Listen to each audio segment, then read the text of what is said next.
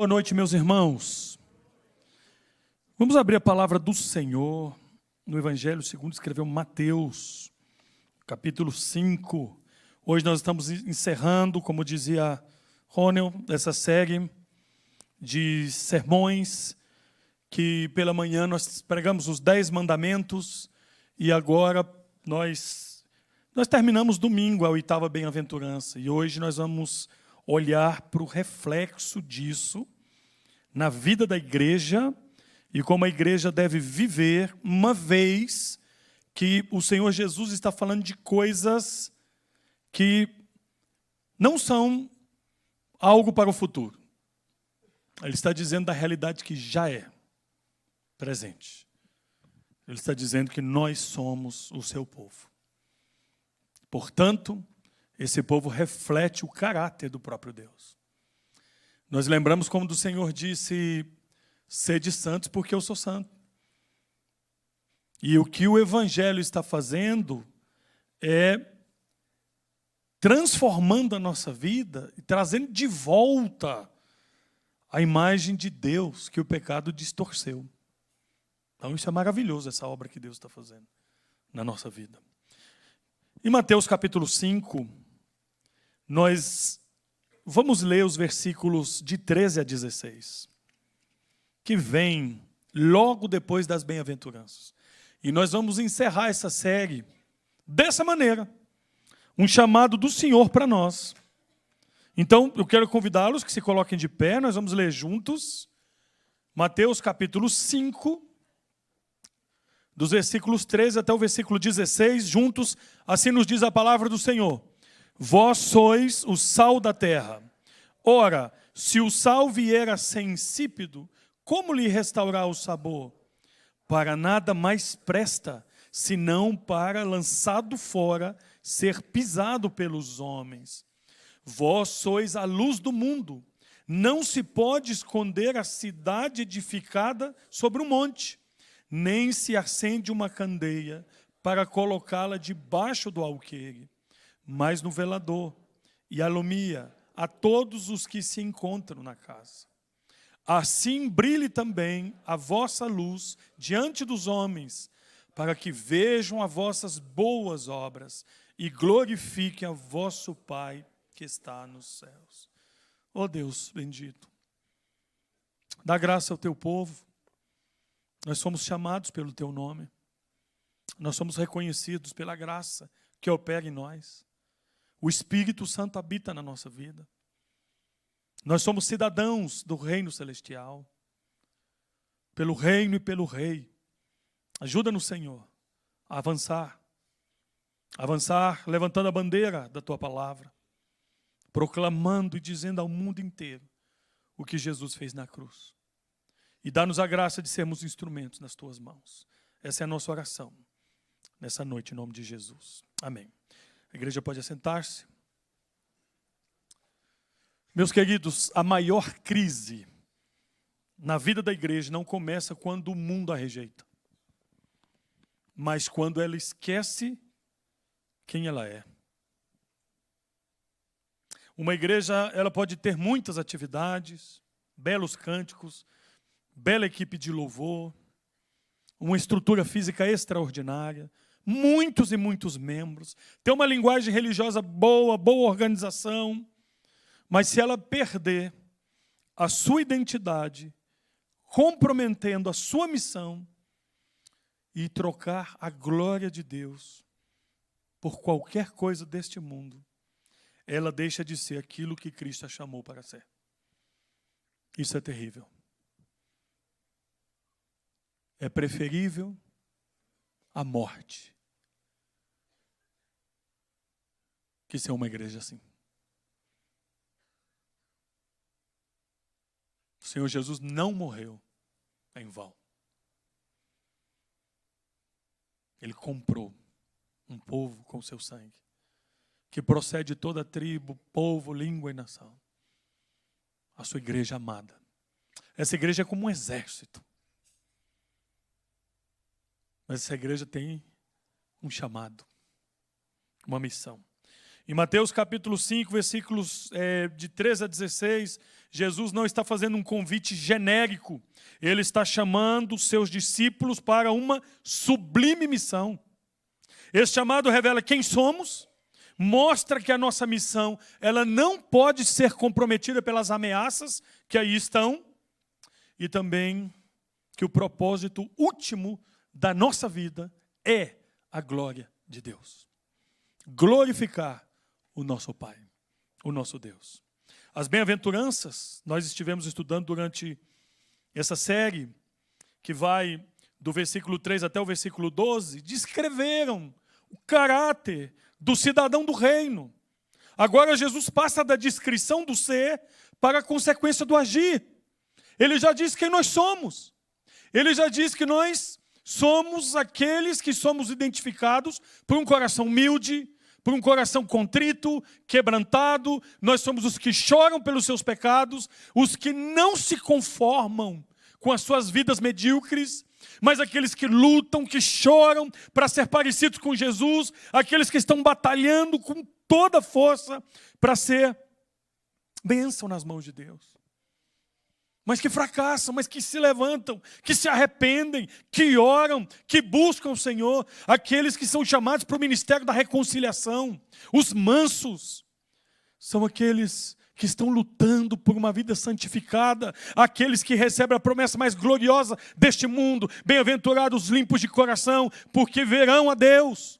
São aqueles que são chamados para pagar o preço do discipulado. Bem-aventurados sois quando são perseguidos por causa do meu nome, por causa da justiça. Mas bem-aventurados aqueles que têm fome e sede de justiça, os famintos, aqueles que estão desesperados pela presença de Deus e por ver o reino de Deus no nosso meio. Às vezes nós esquecemos, às vezes nós declaramos coisas, falamos coisas sem pensar. Quando nós falamos na oração que o Senhor nos ensinou, venha o teu reino. Meu Deus do céu, nós estamos pensando o que estamos orando.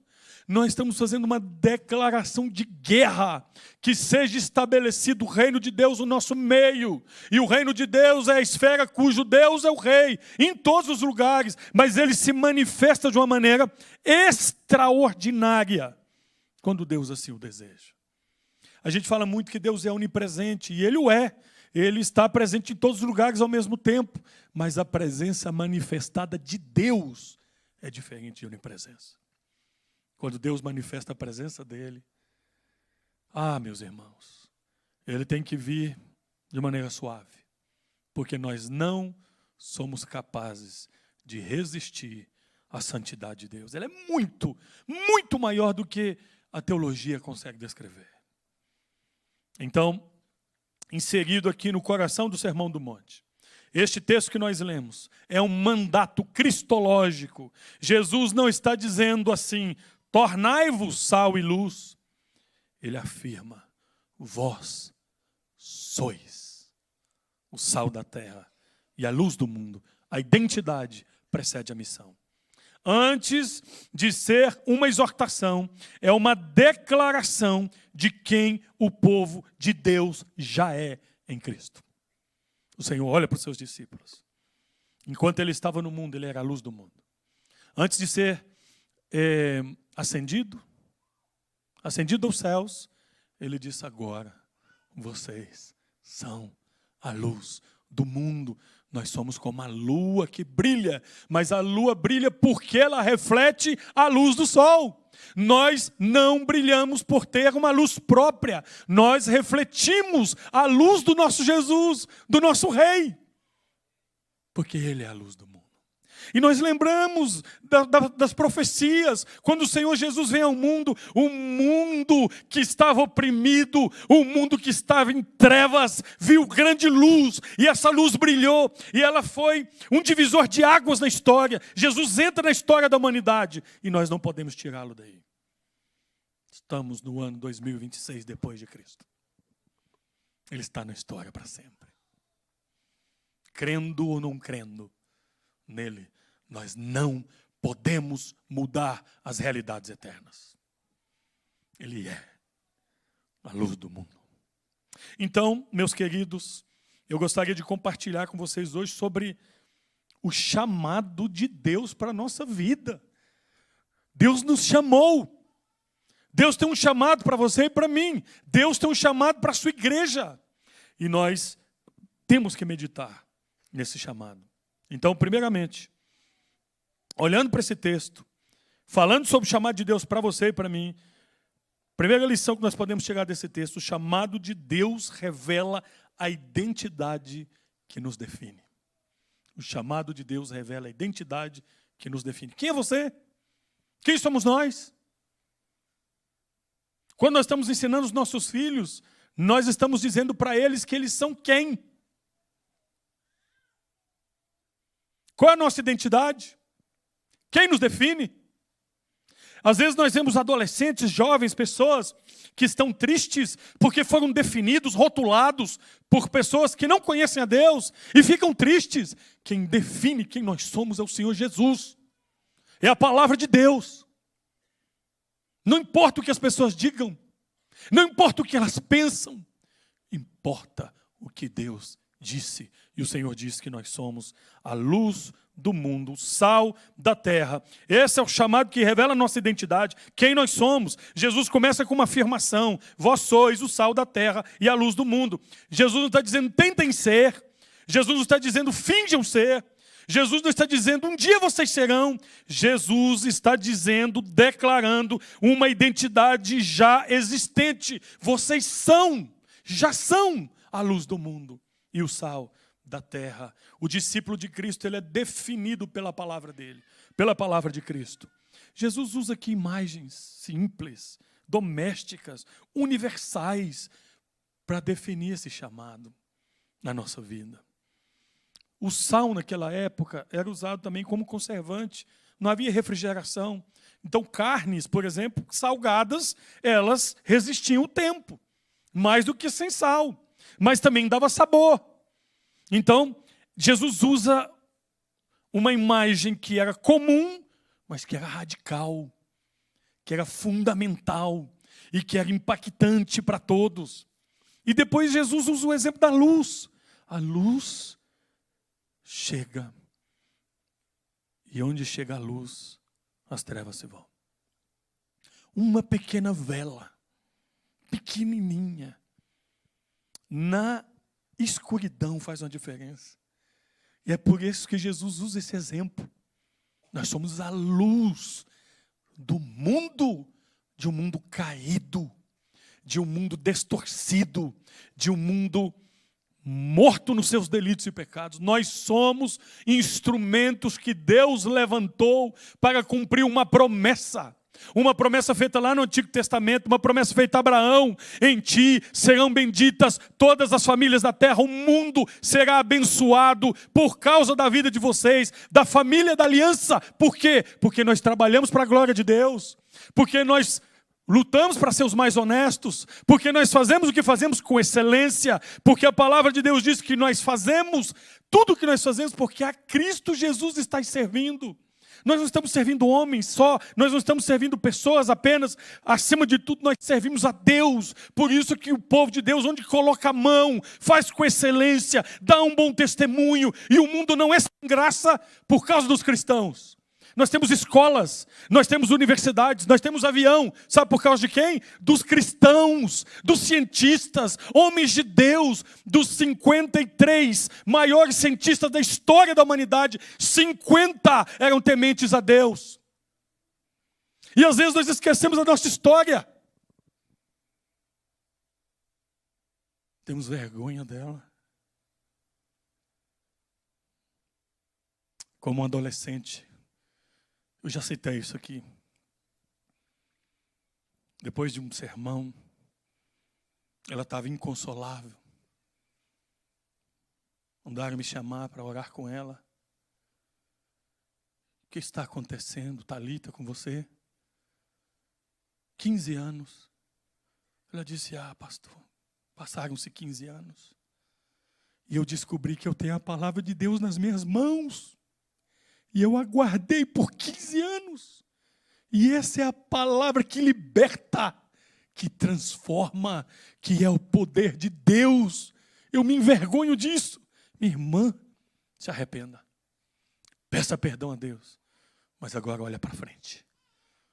Deus vai te usar. Nós temos nossos irmãos gideões aqui. Trabalho de semear para a eternidade. Semeando a palavra. Porque nós somos sal e luz. E o exemplo que Jesus dá é o exemplo que Ele quer que nós entendamos. Radical. Não é suave. É radical. Causa impacto. Influência. Por onde passa, a presença é notada, mas não é nossa. É de Deus onde nós passamos. Nós somos representantes dEle. Quando nós vamos à padaria, nós não vamos à padaria, somos enviados à padaria. Quando nós vamos ao colégio, não vamos ao colégio, somos enviados ao colégio. Quando nós vamos ao hospital, à clínica, nós somos enviados, nós estamos em missão, nós não tiramos férias, porque nós somos sal da terra e luz do mundo. Nós já somos.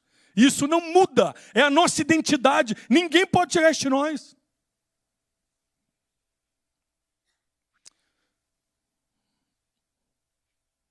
João Calvino diz assim, uma frasezinha tão pequenininha, poderosa, de quem entendeu o Evangelho. Não somos de nós mesmos, somos de Deus. O que Paulo disse quando ele entendeu o Evangelho? Logo, já não sou eu quem vive, mas Cristo vive em mim. Isso muda tudo, irmãos. Muda tudo.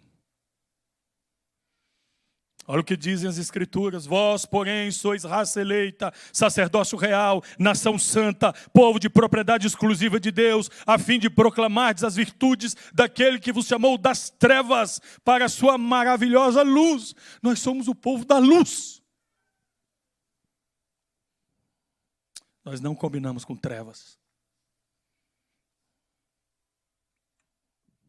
O Martinho Lutero dizia que o cristão vive diante de Deus pela fé e diante do próximo pelo amor. E essa luz é visível, fé que descansa em Cristo e amor que serve ao próximo. O que ele quer dizer é o seguinte, que a luz que brilha mais longe é a luz que brilha mais próximo ou próxima da sua origem. Conseguiu entender? A luz que brilha mais longe é a que brilha mais próximo da sua origem. Em todas aquelas coisas que nós fazemos, nós iluminamos. A forma que nós tratamos as pessoas, na forma que nós servimos, na forma que nós damos testemunhos, na forma que nós trabalhamos. Tudo isso é uma forma de manifestar a luz de Cristo. Irmão, pensa no exemplo dos embaixadores. Eles não têm autoridade que emana deles, própria deles. A autoridade que eles têm recebe do reino que representa, ou da nação que representa. A sua fala, a sua postura, a sua conduta devem corresponder à nação que o enviou. Assim é o cristão. Ele vive na terra como representante do reino de Deus. Nós somos embaixadores do reino de Deus. Nós somos o povo de Deus. Eu me lembro, irmãos, tem coisas que acontecem na nossa vida. Deus nos leva, Deus faz tudo. Ele faz tudo e deixa a gente participar. Eu chamo isso de graça de Deus. Estava no palácio do rei da Malásia, um lugar hostil ao Evangelho, passeando pelo palácio e orando pelos corredores, pelaquela nação. Ah, Deus, visita essa nação com poder, abençoa essa nação, tem misericórdia, levanta missionários aqui, levanta filhos do Senhor aqui. Senhor, essa nação em trevas, brilha a tua luz aqui, através daqueles que são chamados os cristãos, os do caminho, aqueles que amam mais o Senhor do que as suas próprias vidas. Levanta, Senhor. E naquele momento ali, eu estava representando a Embaixada do Brasil. Depois eu disse, eu estou representando um reino maior. o reino de Deus.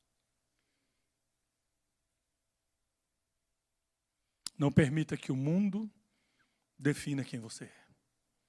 Sua identidade não está no sucesso, não está na comparação, não está no medo ou na aceitação pública, mas está em Cristo.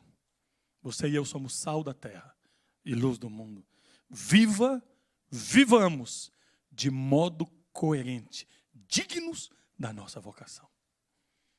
Porque para isso nós somos chamados. Então, o chamado de Deus, primeiro tem a ver com a nossa identidade, quem nós somos. O Senhor diz, vocês são o sal da terra e a luz do mundo. Mas o chamado de Deus revela que a missão não pode ser comprometida. Nós enfrentamos ameaças. E Jesus, ele disse isso claramente no texto. Olhamos aí para o texto. Ele diz assim, vós sois o sal da terra, ora, se o sal vier a ser insípido, como lhe restaurar o sabor?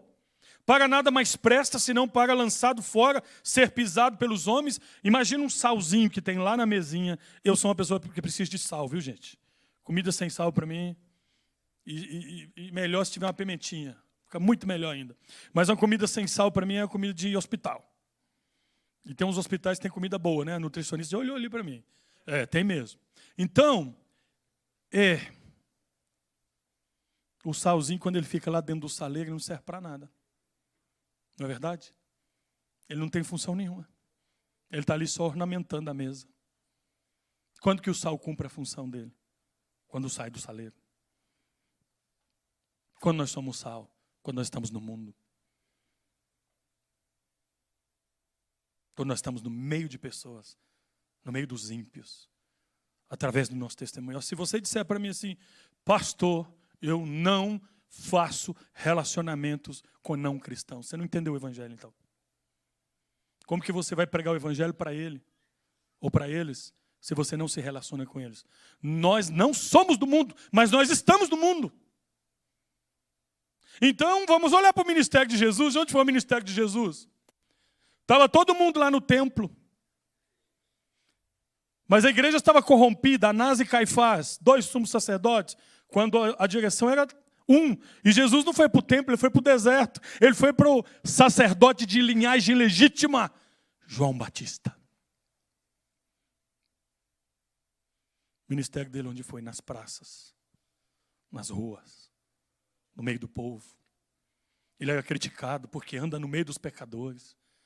Ele era criticado, Rônio, porque ele comia com os pecadores. Aí ele falou em alto e bom som. Eu não vim para andar com pecadores. Eu não vim para comer com pecadores. Eu vim morrer por eles. Eu vim dar a minha vida por eles. Essa é a minha missão. O Filho do Homem veio salvar, buscar e salvar os que estavam perdidos. Ele veio para mim e para você. Então o chamado de Deus revela que nós temos uma missão, e essa missão, ela não pode ser comprometida. O sal não pode ser insípido, não pode perder o seu sabor, porque senão não serve para nada, só para ser lançado ao chão e pisado pelos homens. A luz que ilumina não serve para nada. O Senhor Jesus está dizendo assim, olha o que ele diz aqui, a gente não acende, versículo 15, uma candeia, uma lamparina, uma lâmpada, uma vela, para colocar debaixo do alqueire, debaixo da cama. A gente coloca no lugar preciso. Então, um lugar que vai iluminar. Senão não tem sentido nenhum.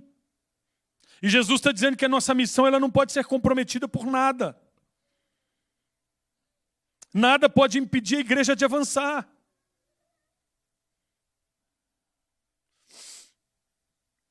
O Senhor Jesus nos está chamando, irmãos, para uma missão. E essa missão ela é poderosa.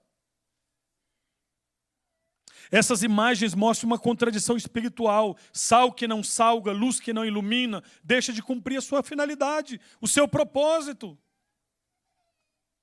A luz escondida, Jesus, eu acredito que o que ele está querendo dizer é que essa luz escondida apronta para uma fé envergonhada, tímida, covarde, privada, acomodada. O discípulo não pode perder o sabor. Ele não pode perder o brilho. Ele não pode perder de vista o propósito pelo qual o Senhor o chamou. Ele não pode se desviar no caminho. Ele tem uma missão. Ele não pode perder tempo com coisas secundárias. Essa imagem da cidade sobre o monte reforça a visibilidade. O discipulado cristão não pode ser secreto, por natureza. A fé pessoal nunca deve ser reduzida a uma fé privada. Uma vida transformada por Cristo inevitavelmente se torna pública. Testemunho público. Um testemunho que faz diferença. O mesmo Lutero diz o seguinte sobre o cristão: que o cristão era um senhor livre de todas as coisas, mas servo de todos ao mesmo tempo. E essa liberdade em Cristo não produz isolamento, nem covardia, produz serviço visível, fidelidade pública. A igreja não foi chamada para fugir do mundo, nem para ser absorvida por ele, mas para fazer diferença nele. Para ser sal e para ser luz. Não vos conformeis com este século, mas transformai-vos pela renovação da vossa mente, para que experimenteis qual seja a boa, perfeita e agradável vontade de Deus. Um farol, ele pode ser bonito, antigo, bem construído, mas se a sua luz se apaga durante a tempestade, ele perde exatamente a razão de existir. A sua beleza nunca vai guiar navios. A sua estrutura não vai salvar vidas, porque ele existe para iluminar. Esse é o propósito da sua vida. Examina, meu irmão, minha irmã, hoje a sua vida. A sua presença preserva, a sua presença impacta, a sua presença para a glória de Deus faz diferença onde você está, a sua fé ilumina o que está escondido.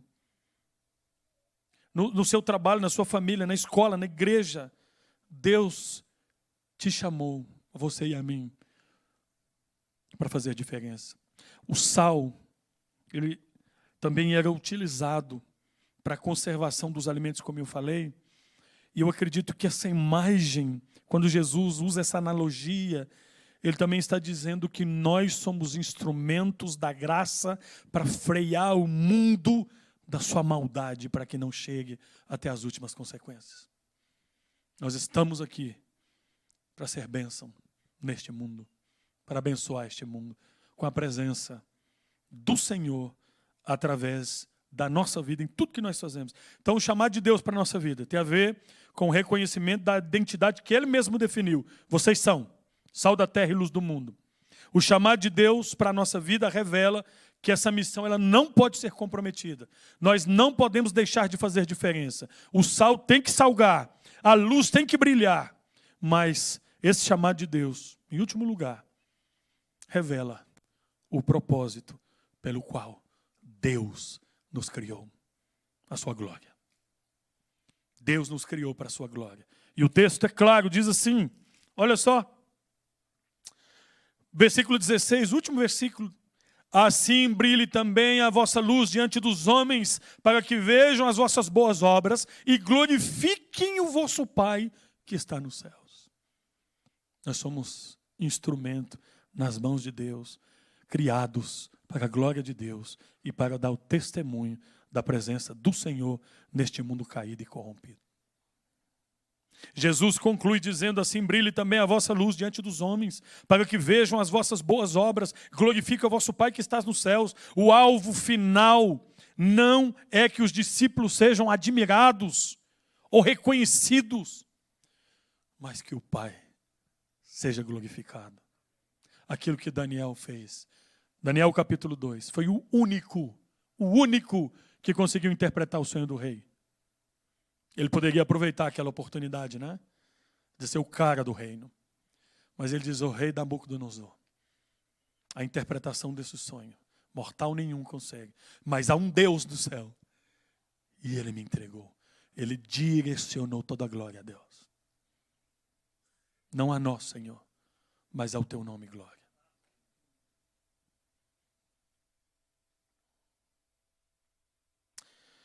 E aqui está um equilíbrio cristão. Boas obras não são a raiz da salvação, mas o seu fruto.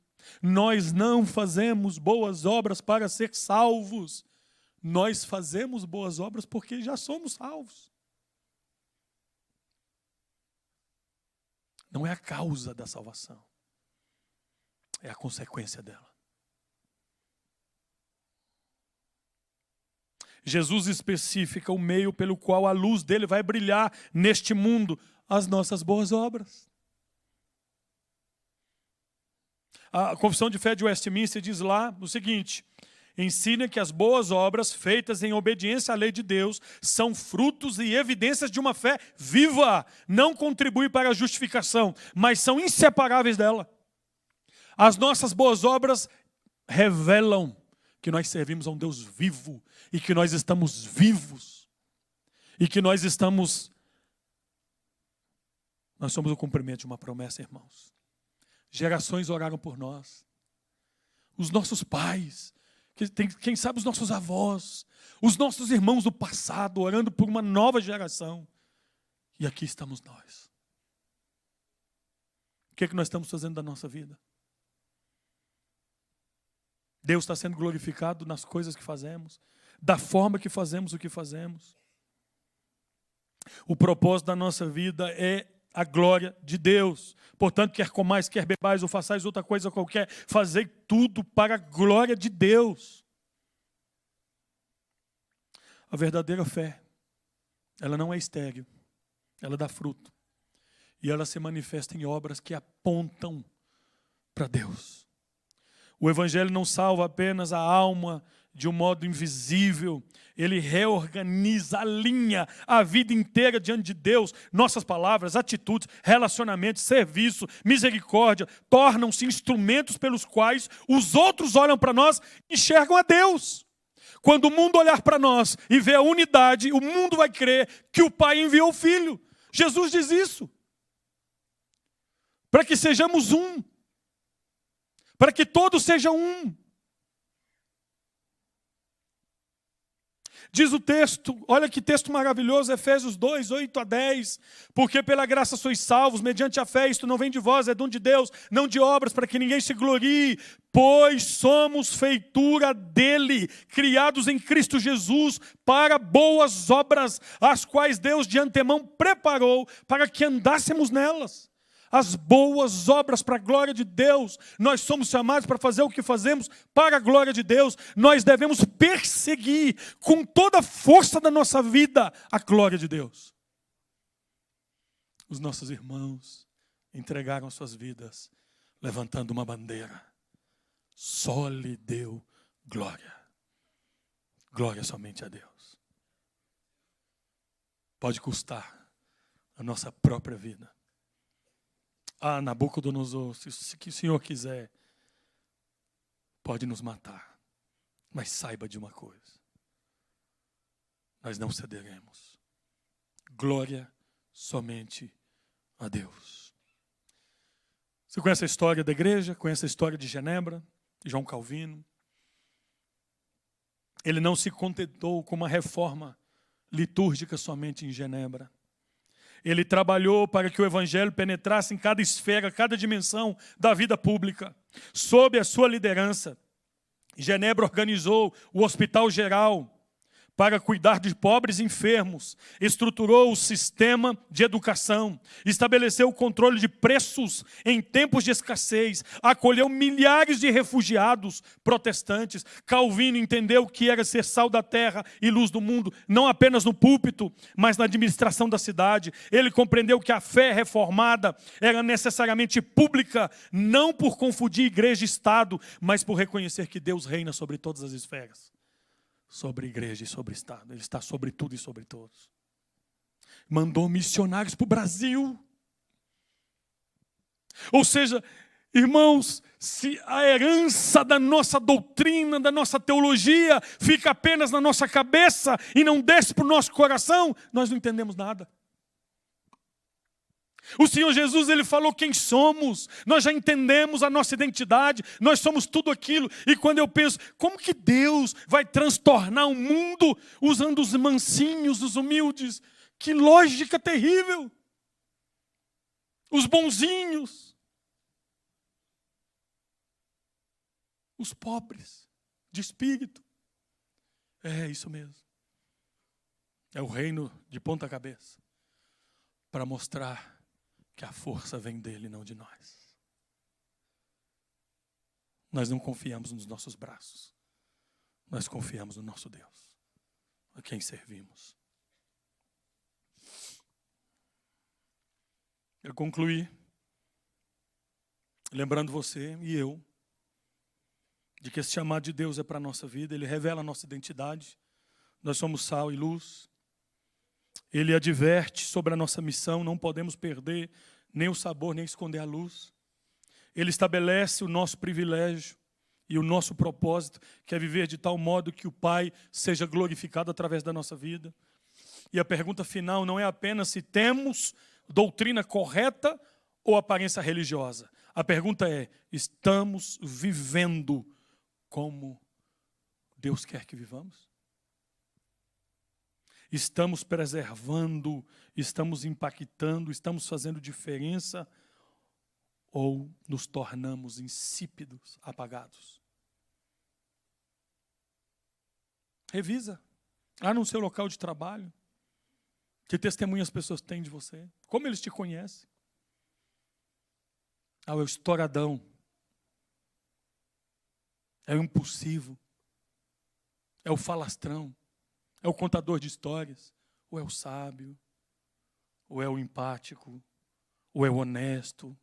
O íntegro? Perfeito nós não somos, irmãos. Mas nós representamos um Deus que o é. E essa é a nossa missão. Quando nós, se Deus permitir, nos aposentamos em um lugar, os que trabalham em esfera pública, em algum lugar, e está se despedindo, as pessoas estão tristes, porque passamos por ali e fomos instrumentos de Deus. Fizemos diferença, marcamos diferença. Calvino, pela fidelidade dele a Deus, ele foi expulso de Genebra. Genebra se corrompeu. Os homens foram atrás dele. Pediram perdão, volta. Porque você entendeu que o reino de Deus, ele envolve todas as esferas. Não é só aqui que ele é o rei. Ele é o rei sobre tudo e sobre todos. Sobre todas as coisas. Irmãos, que Deus nos livre de uma fé sem sabor. De uma luz escondida. De uma vida centrada em nós mesmos. E que pela graça de Cristo, sejamos uma igreja cuja presença no mundo faça muitos glorificarem o Pai que está nos céus. Porque Cristo fez isso. Ele foi a luz que brilhou neste mundo. Ele assumiu o nosso lugar na cruz. Ele fez toda a diferença. Ele transformou a nossa vida. E Ele nos deu essa missão. Vamos orar? Vamos pedir que o Senhor nos abençoe. Chamar já a equipe de louvor enquanto nós oramos. Deus bendito, obrigado porque nós sabemos pela Tua palavra que nos foi revelada quem nós somos. Conhecemos também a nossa missão. E também sabemos o propósito pelo qual vivemos. Nós somos Teus representantes, somos sal e luz neste mundo perdido. Nós temos uma missão e nós a queremos cumprir com excelência. Deus nos ajuda nisso. Pega na nossa mão, Deus. Nós temos uma grande missão aqui no DF, no Brasil e no mundo.